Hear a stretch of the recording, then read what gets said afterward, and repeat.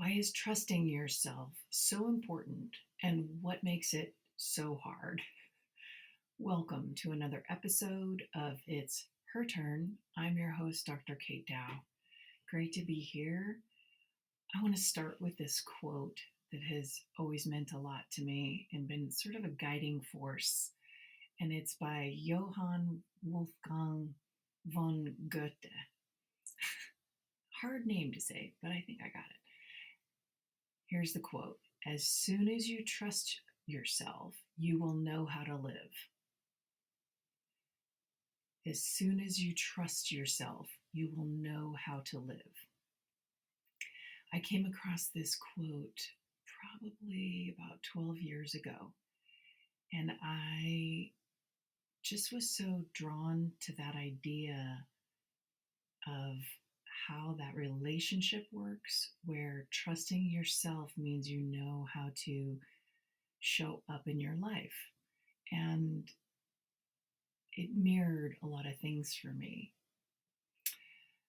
And I'll share more about that. So let's get into a little bit about why is it so hard? We'll kind of come back around to why is trusting yourself key, but let's go start with why is it so hard to trust yourself as a woman in this world? So I have a couple ideas about that. One is, as I've been deconstructing the impact of growing up in a patriarchal culture for myself, I recognize that being a woman means we have been living in a world where the feminine consciousness, knowing, intuition, and wisdom has been suppressed and oppressed. So that right there means that we have been taught to not listen to ourselves, to not trust our own inner knowing, to look to the authorities in our lives and in the culture for the messaging and the direction and the values that have been handed to us, which we are now realizing in a deeper way, I think, how that patriarchal version of values is very different than perhaps our own personal, more embodied values really are. At least that's my case. So believing in yourself wasn't something that was, it was talked about like, oh, you can do anything, right? We had that big saying when I was growing up, oh, you're a girl, you can do anything. And then you'd go to school and you'd experience all these ways that you were disregarded, not acknowledged, not encouraged. And that only got a little weirder and worse in college for me, where I literally would be raising my hand and my male professor, teachers wouldn't even answer, wouldn't call on me. So that double messaging, that gets in the way of trusting yourself, right? So in some ways, I'm saying trust is connected to believing in yourself. It's connected into listening to your own inner wisdom. And if we think about it, believing in yourself, your own wisdom, your own skill set, that led to women being burned at the stake as witches not too long ago. What, 150 years ago? And that's in our DNA, okay? That's in our body. So again, this mixed message of you can do anything because we're in America. And maybe you get that message in different ways, in different places in the world. And then we get the reality of our experience. And that can be very confusing and disorienting right there, right? Like they're saying this, but I'm feeling squished and small and not listened to. So that's a real dissonance that gets in the way of trusting yourself. The other way that I identified this was if we recognize the role of trauma and the impact of trauma, right? Trauma in its very nature disconnects us from ourself because we've experienced something that has been life threatening in our experience. We have had emotions that we cannot even tolerate or process. And the mind and the body and the spirit literally get stuck in time. That experience does not move through into completion and integration without the work that we know we can begin to do now with trauma work. So when we have trauma that leads to us feeling less present, less grounded, less connected in ourselves, this leads to a distrust in our own perception. And especially, for example, if you've grown up with a very dysfunctional parent where perhaps there was substance abuse, addiction, narcissistic personality issues, then your experience as a little person growing up in that is a very prime example of where we learn to not trust our own reality. We can't trust those caregivers. We cannot trust our own feelings because the mirroring is often telling you that's not true, that's not happening, this is the way it is, what's your problem, this is your fault, or you're having feelings or needs that are completely disregarded. And your survival mechanisms jump in to say, yeah, none of the things that I need or feel matter. I just need to focus on taking care of this person or making them okay or pleasing them to be okay in my world. So, how does that impact our trust?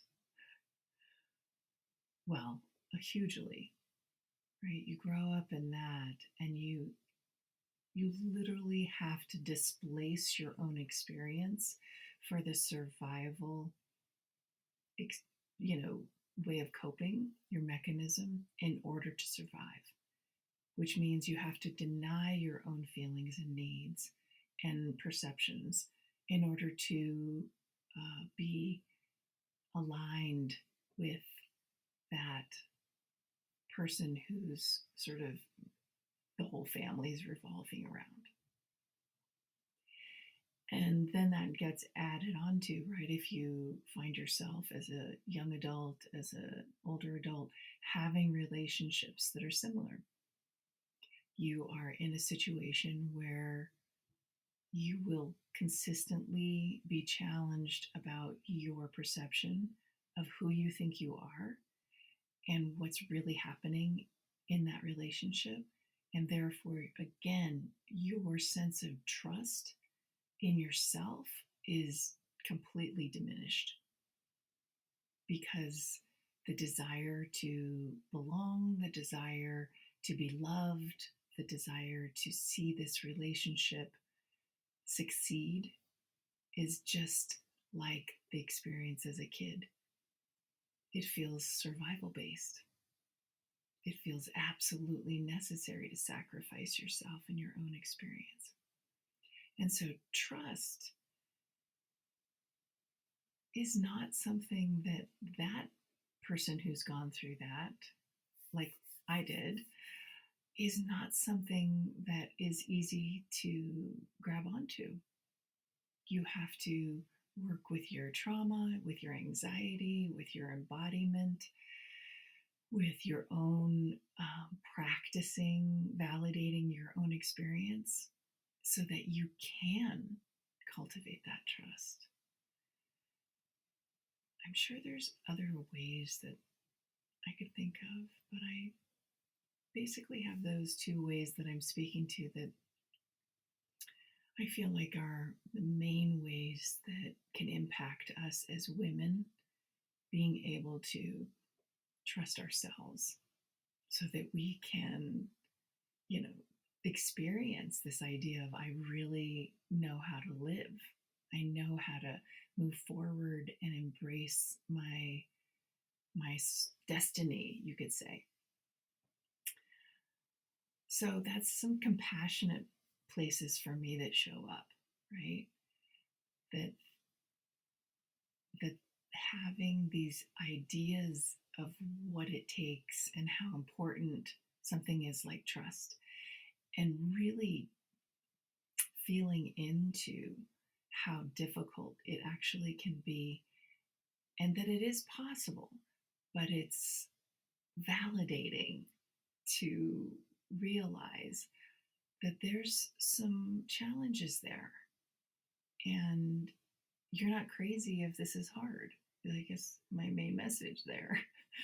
um, for me, it took many. It's continual. It's an ongoing process for me to understand why those simple pieces have been so difficult, that I could go to school and do well at school and achieve, quote unquote, but that personally my integration and connection with my deeper truth of who I am has been a journey. It has not been a simple one. And I look back, and the more and more I understand and can see the level of complex traumatic experiences I had, that all added to that anxiety, that dissociative sense of self, that um, that inability to trust myself, because my experience was of not feeling safe in the world, and often not in relationships, and I couldn't trust other people. And so trusting myself felt difficult because I didn't have a base of that. And that it's really been this ongoing unlearning of the survival mechanisms and deepening into the self care, personal growth, spiritual sense of self, so that I can find those places of truly trusting and experiencing my own autonomy and agency, you could say. So let's go into how do we start trusting? Because I'm curious, how many of you listening can relate to that. So, how do we start trusting? And for me, I would definitely say it's one small step at a time. We could call it a focus of self care, but that feels kind of limiting word, because it's really about self development and our own sense of knowing ourself, which is a process. Learning how to know how we're feeling, to know what we're needing, to know what boundaries we might be needing that would better protect or support us. These are all things that come with trusting.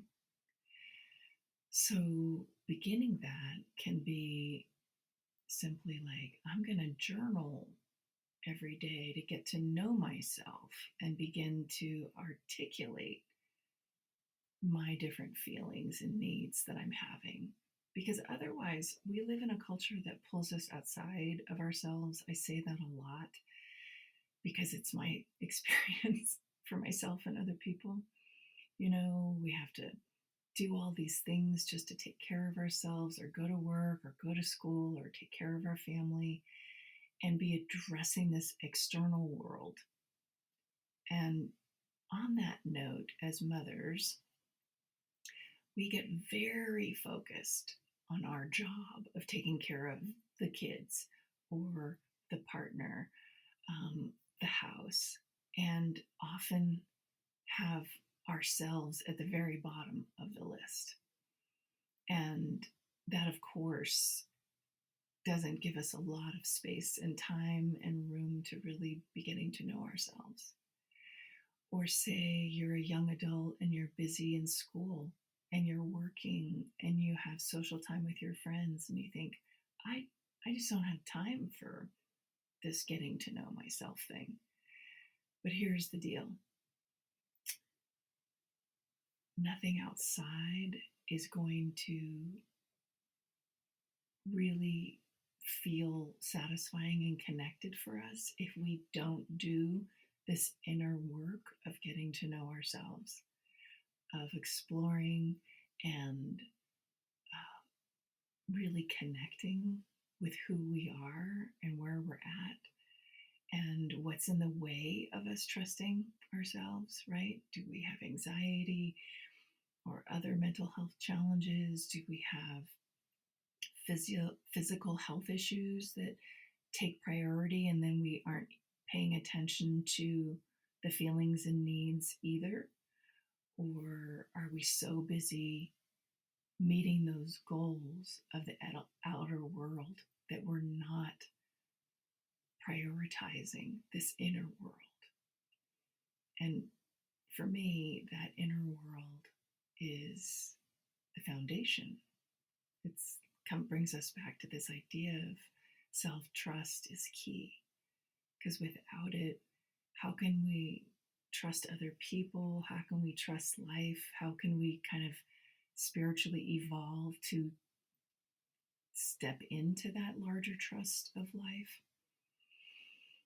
So, small steps, journaling or meditation, which can be just sitting there thinking about, there's levels of meditation, but I'm saying as a beginning place, sometimes it's just sitting and being present. Oh, here's what I'm thinking about. How do I feel in my body? What do I what do I experience in my life right now? How's it going for me? So if you don't want to journal, you can just sit and do a self-inquiry, right? And then if you wanted to meditate, you could just practice noticing your awareness and thinking and coming back to practicing just observing yourself and being present. Or finding a mantra, right? A simple one I've shared before on this podcast is Sat Nam. As you breathe in, you vibrate Sat. As you exhale, you vibrate Nam. It's a nice, simple one that our mind can focus on, that brings us into a connection of our self-identity, which is kind of connected to this idea of trusting ourselves. It's a nice one. Another one I was reminded the other day with a client who said, "Oh, I really like that because I could count the pace of the breath." She said it really helped my mind stay out of what we were working on.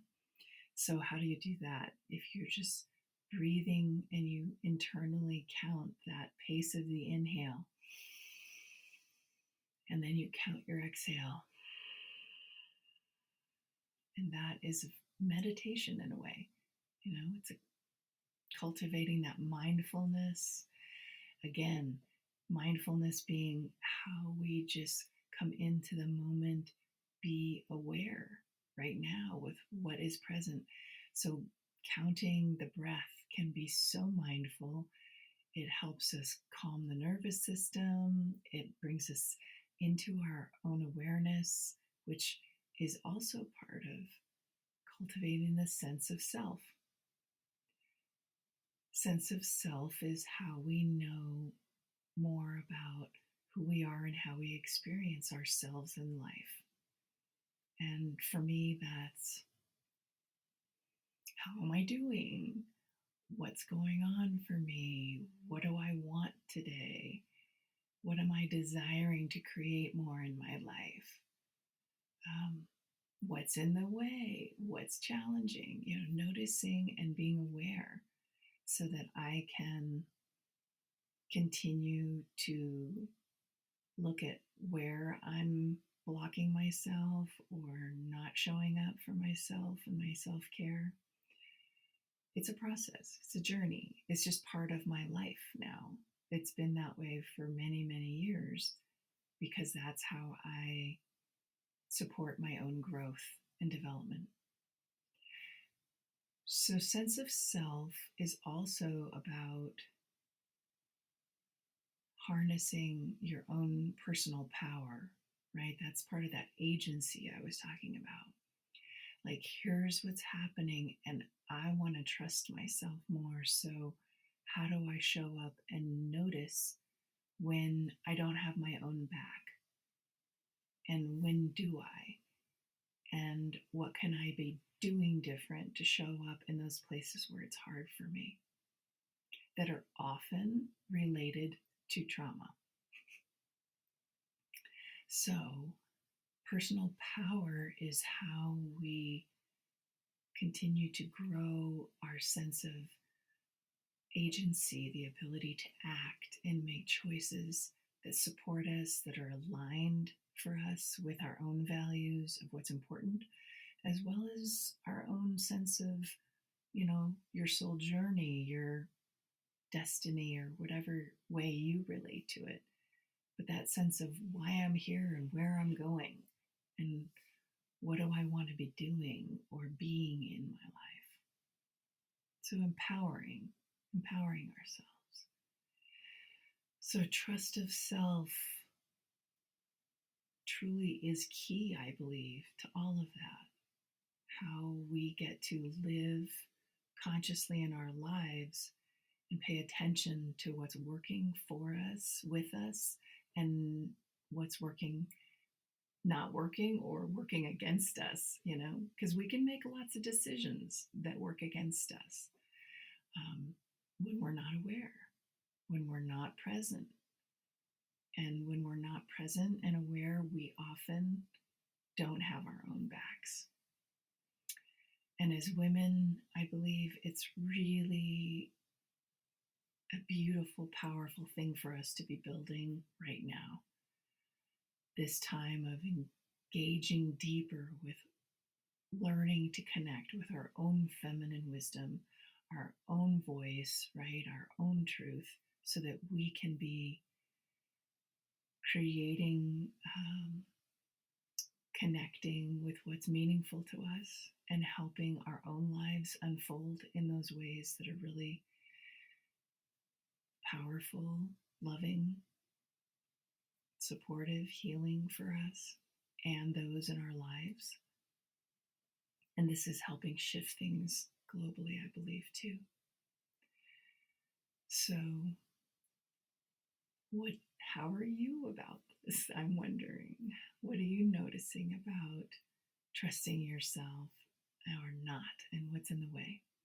And hopefully, we covered some things that were helpful, that could help you wonder, what could I be doing? Or how can I be showing up for myself a little differently? Or recognizing and having compassion for why you're not doing so well in that area. And what are the things you can be doing to work with it yourself or get support to continue your growth and development. So, thanks for being with me today. And if you're liking what you're hearing, if it's feeling helpful and you know somebody you think might be interested, please feel free to share or leave us a review. And remember, it's your turn to find your voice, own your truth, and claim your power. I'll see you next time.